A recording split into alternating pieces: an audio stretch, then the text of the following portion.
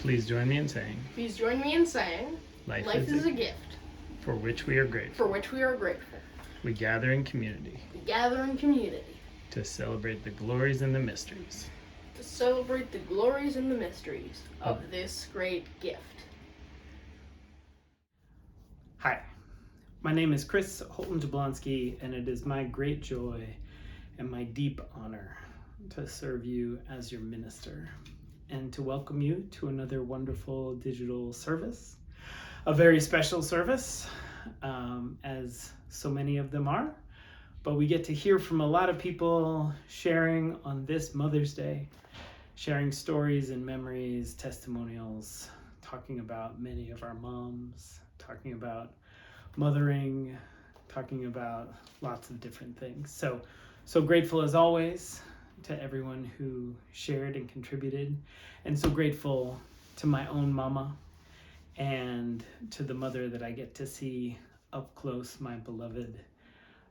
So grateful to all of our moms and all those of you who are doing the hard work of mothering in this strange and stretching time.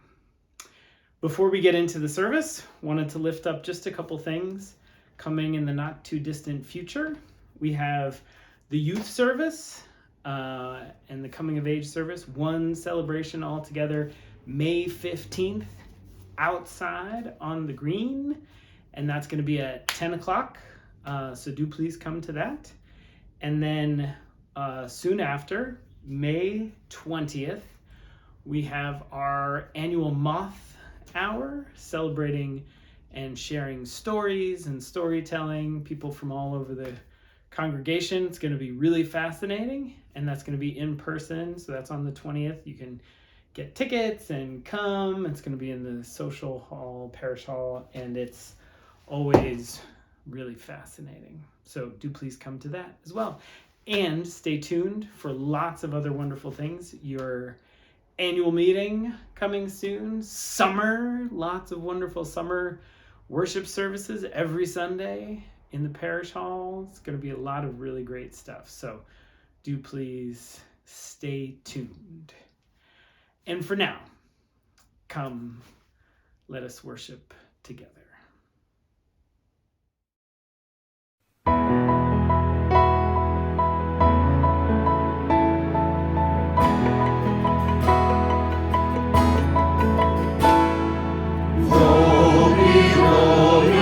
Feel no motion, standing on these mountains and plains, far away from the rolling ocean. Still my giant heart can say, I've been sailing all my life now, never harbor or port have I known. The wide universe is the ocean I travel, and the earth is my new home.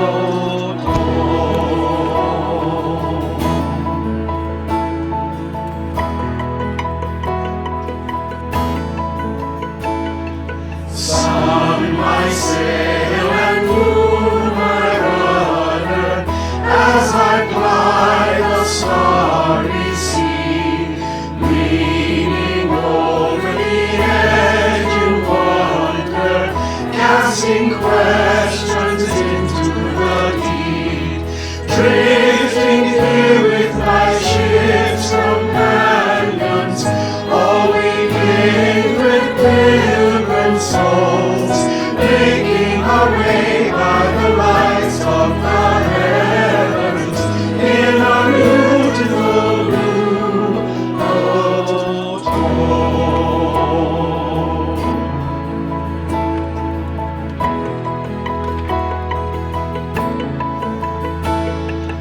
I give thanks to the waves upholding me, ever great winds urging me on. Greet the infinite sea before me, sing the sky my sailor's song. I was born upon the fathoms,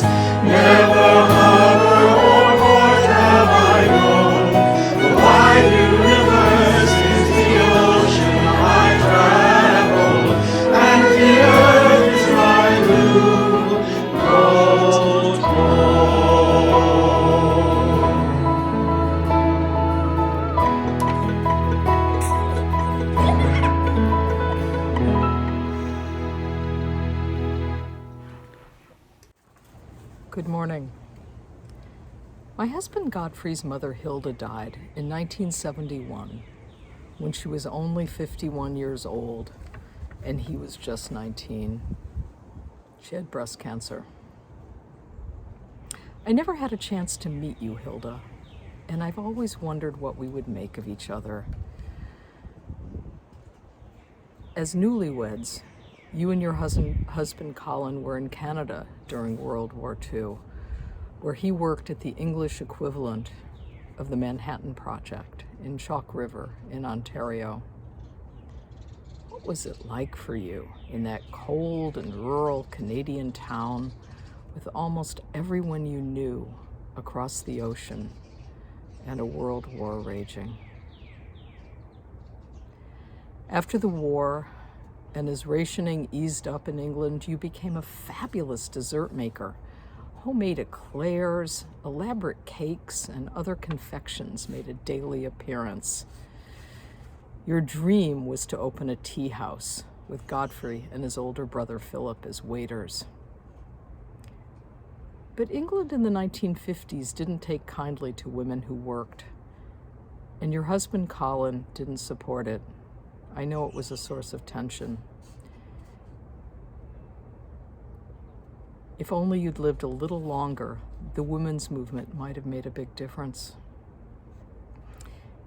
You and Godfrey had a particularly close and sweet relationship.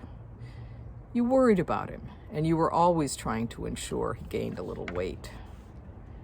He told me that you gave him melted butter as a health drink. Is that true? It must be. I think you would be pleased to know Godfrey has always welcomed women into the workplace as equals. He's kind and tolerant, and he's a cancer researcher who was able to contribute to the development of the breast cancer drug Kadcyla, which has made a difference for millions of people. If only you and I could meet, not just through the son you loved, but as two women in a family trying to find our way. 2 years ago, we met up with your best friend, Dorothy. She had just turned 101. Godfrey's kept in touch with her, and the two of them told fond and funny stories about you. What a pistol she is. No wonder you two were friends. So happy Mother's Day, Hilda. We never got a chance to meet, and you were cheated of so much. But if through some mysterious karma you're listening, I want you to know that the legacy of love lives on. And we will always be deeply, deeply grateful to you. Happy, happy Mother's Day. Hi, I'm David Lind. First, I want to wish my mom, my wife, my sister, and all the other wonderful mothers out there who are part of my life and our community a happy Mother's Day. Many of you know my mom, Kathy Lind. She's someone who both loves tradition and being inclusive. One of her favorite traditions, and one that she's imparted onto me and my siblings, and now onto our kids as well, is a love of combining food and family.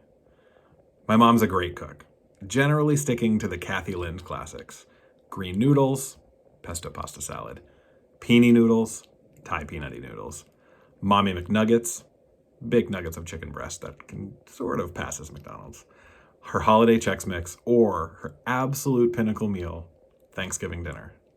In our house, that Thanksgiving table is overflowing with classic American holiday dishes. The juiciest turkey, the butteriest mashed potatoes, the sausagiest stuffing, cranberry sauce, never from a can, rolls, always from Iggy's, mashed turnips, only really ever enjoyed by some long-gone distant relative, but my mom and her twin brother still carry on the tradition of making them and then politely eating a very small portion of them. And of course, we've got plenty of pies. The pies are always made by one of her cousins, her brother, her nieces, and now her grandchildren. But over the years, me and my siblings, as we grew into adulthood, sometimes we tried to give mom some help and make some suggestions on how we might alter the Thanksgiving meal and take some of the burden off of her. We've recommended we try cornbread stuffing instead, or creme fraiche and chive mashed potatoes, or that instead we do Brussels sprouts instead of green beans. And year after year, her response is always the same. Oh, honey, that's a great idea. You're welcome to make it, but I'm still gonna make it the way I normally do, since that's what people have come to expect. The part she always then leaves out is that her mashed potatoes or stuffing or green beans are world class, and whatever New York Times food blog we've been reading recently doesn't hold a candle to her recipes that have been perfected over the generations. And she's always right. No matter what we all have going on in our lives, my siblings, our kids, our cousins, uncles, aunts, distant relatives who are not quite sure how they're related to us anymore, our friends from out of town, or whoever else has come and joined a Thanksgiving dinner on Fairmont Street, because the door's always open. They always know what to come to expect is going to be on that Thanksgiving table. And the bread, the friendship, the mashed potatoes, the love, and the laughter that we share around that Thanksgiving table is sacred. And I'm so grateful to have been a part of this tradition for so long, and to have my kids get to experience it and that traditional magic of Thanksgiving. I'm just so appreciative of everything that my mom has imparted to us. Happy Mother's Day, Mom.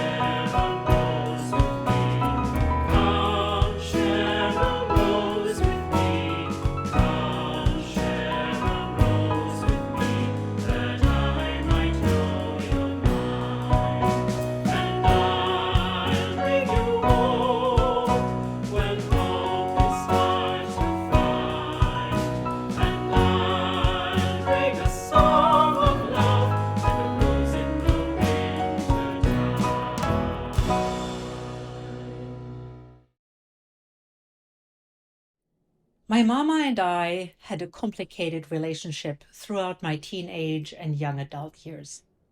Mostly because I was a difficult and complicated teenager and young adult. So when people started telling me how much I resemble my mother in both my appearance as well as in my interests, I was first shocked, later bemused, but with incrementally increasing wisdom, I realized that I indeed had a cool mom. Cool thing number one. My mother grew up in Hamburg, which is in northern Germany. At the age of 15, she started an apprenticeship as a decorator, which at the time covered her interests in graphic design, working with fabric, painting, crafting, and set design. I love her sketches of shop window designs and lady fashion from her apprentice journals. Cool thing number two. Mama was an amazing ballroom dancer. And not only did she love it, she was also really good at it. So much so, she won first prizes in state tournaments. For example, this amazing key to the city of St. Peter-Ording, the first prize of a state tournament in 1960. It's also a corkscrew.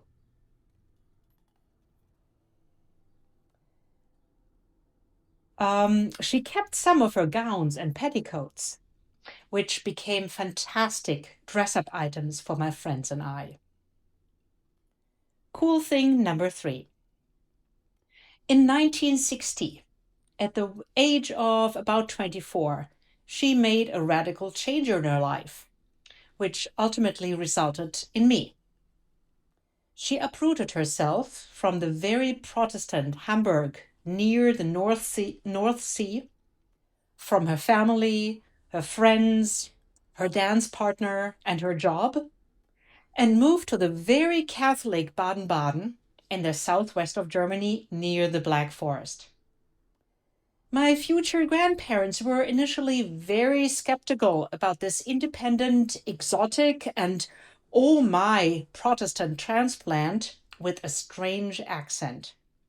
But she won them over by her charm, beauty, and willingness to get sweaty when large numbers of pickles needed to be canned.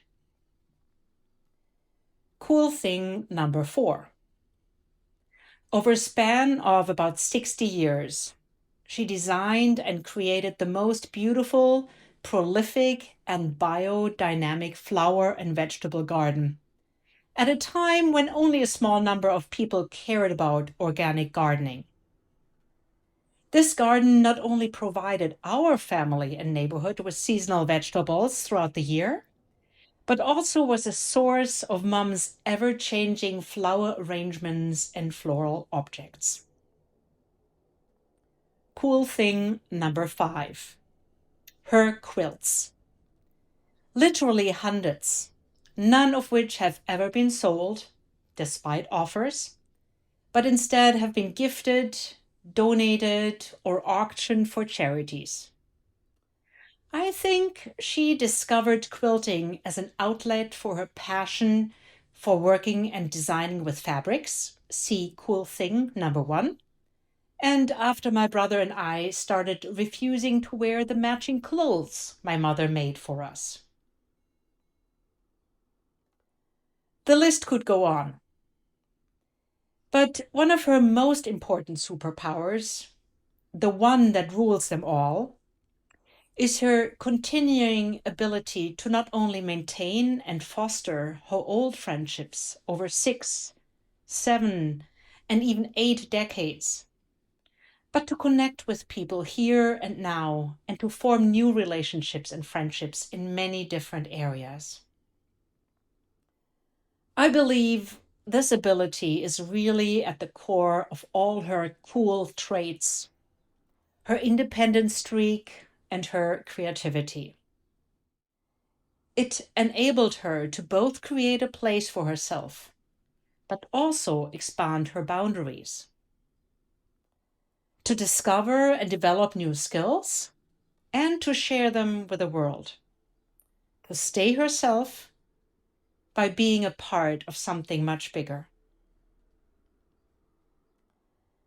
I no longer flinch when people comment about my resemblance to my mother. Instead, I admire her grace and loveliness, her many friendships, and her appreciation of beautiful things, and the light she still creates around her. And I consider myself the luckiest daughter if I have inherited only a fraction of these. Happy Mother's Day, liebe Mama.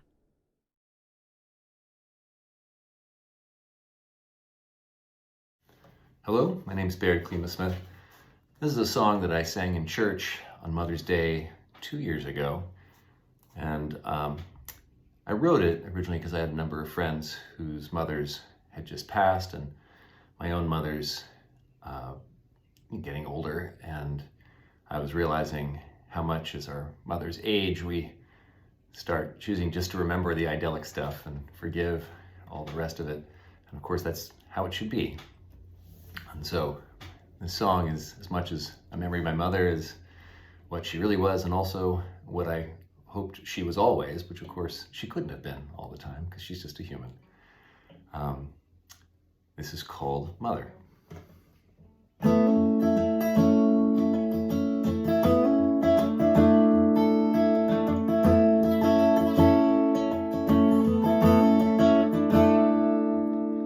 Mother, you gave me warmth. The small child needs to feel that shelter. Oh, Mama, you gave me love. The small child needs to hear that story, because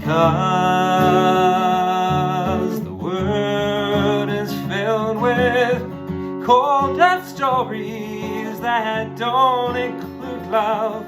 It makes it hard to feel like we belong. We belong because there's you.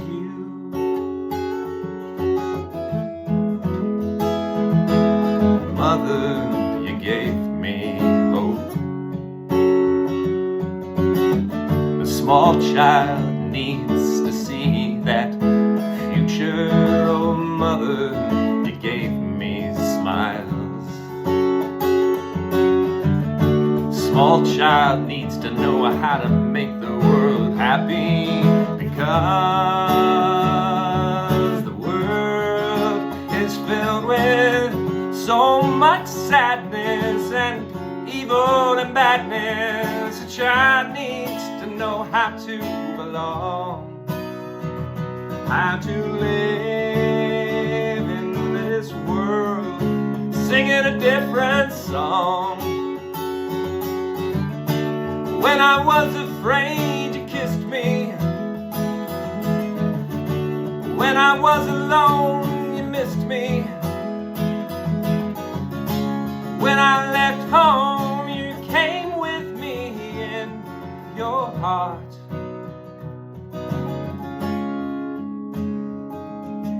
Mother, you held my hand, but you also let me walk ahead. Without you, oh Mama, you could understand. When my child needed the love you'd given to me, because you, we can hope for my children and give them that story about making the world better with love. And when they love, they spread love and the memory of you. When I was afraid, you kissed me. When I was alone, you missed me. When I left home, you came with me in your heart.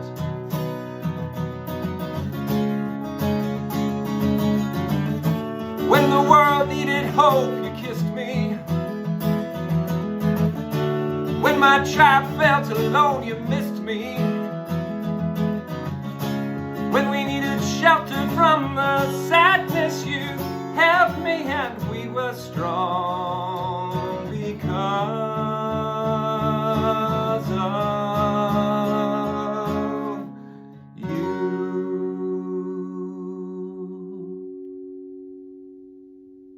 Happy Mother's Day, Mama. So grateful for everyone who has shared. And as a benediction, as a testament to the complicated and funny relationships we have with our mothers, I wanted to share one final story. And it's sort of about my mother and my mother's mother. And it begins one summer when I went to go visit and stay with my grandparents. Usually I only stayed about once a year because they lived in Ohio and we lived in Boston. And everybody wasn't, should we say, super close. But once a year, I would go and stay with my grandparents. And my grandmother was a fascinating lady. She was an opera singer who found herself in a very small town in rural Ohio. Raising 4 kids was probably not her plan. But she was a brilliant woman, and she loved in a very particular way. And so it was that I was staying with my grandmother, and she gave me cake and ice cream for breakfast. And that was pretty amazing. I was little, and I thought, cake for breakfast, this is the coolest thing. And what's fascinating is she had me call my mother and tell her what I was eating for breakfast. Which is a fascinating choice on so many levels because, you know, as many grandparents are, she was a very different grandparent than she was a parent. She would have never let her own kids, of course. None of us would usually have let our kids have cake for breakfast. But it was this special thing. But the fascinating thing and the slightly disturbing part of the story was that my grandmother would always be a little hard on my mother, who was a little chubby, and she would make a big deal about her weight. And so that adds this fascinating other layer to the phone call.